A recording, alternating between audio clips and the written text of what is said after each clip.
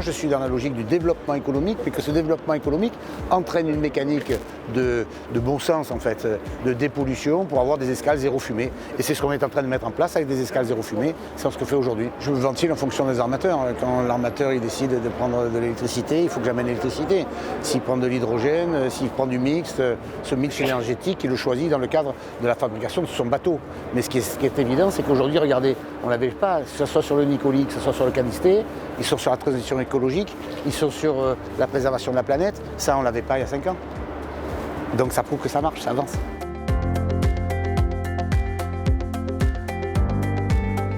Le projet, j'allais dire un peu emblématique, c'est la connexion électrique des navires à quai, le CENAC, pour lequel nous avons été la première compagnie en Méditerranée et en France à connecter nos 3 navires à l'époque, puisque nous avions 3 navires sur la Corse, et à mettre en place les équipements nécessaires pour qu'ils puissent se brancher sur le courant de quai, c'est-à-dire le courant électrique terrestre.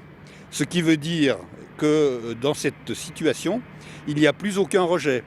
Plus de rejet de gaz à effet de serre, de gaz carbonique, plus d'oxyde d'azote, plus d'oxyde de soufre, plus de particules de toute taille, fines et ultra fines, et plus de métaux lourds. C'est la solution absolument parfaite.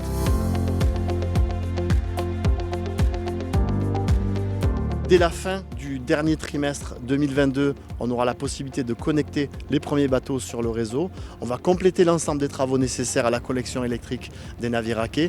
Dès que ceci est terminé, c'est-à-dire courant 2023, on s'attaquera à installer des ombrières dotées de panneaux photovoltaïques, sans doute au cours de l'hiver 2023 pour ne pas gêner la saison. Ce qui veut dire qu'à partir de fin 2023 et surtout début 2024, non seulement on connectera nos bateaux, mais ils seront également alimentés par une électricité qui sera produite directement de façon solaire sur nos installations.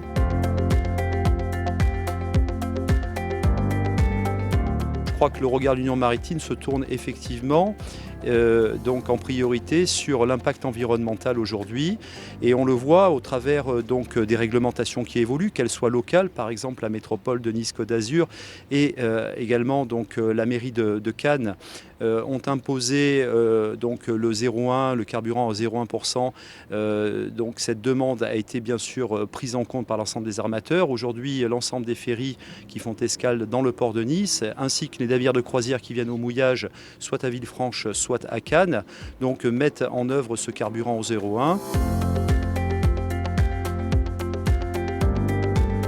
On continue effectivement à travailler sur l'électrification des quais.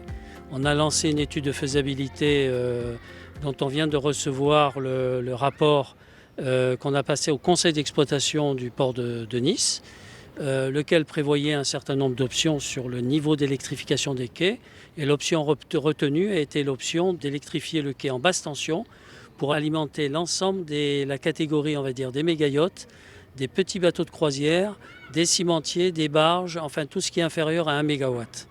Donc je dirais par différence, ce sont les ferries qu'on ne connectera pas pour des raisons simplement de temps, parce qu'ils sont connectables, mais comme ils sont en escale courte, on n'a pas le temps de les connecter.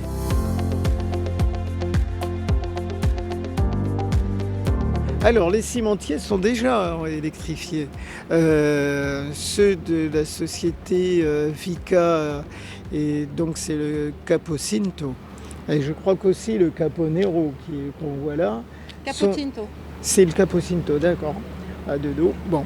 Donc, les deux ont un branchement électrique, ce qui vraiment ravit les riverains, parce que quand les moteurs auxiliaires qui alimentent la climatisation, l'électricité à bord, etc., ne marchent pas, la nuit, c'est quand même un repos important.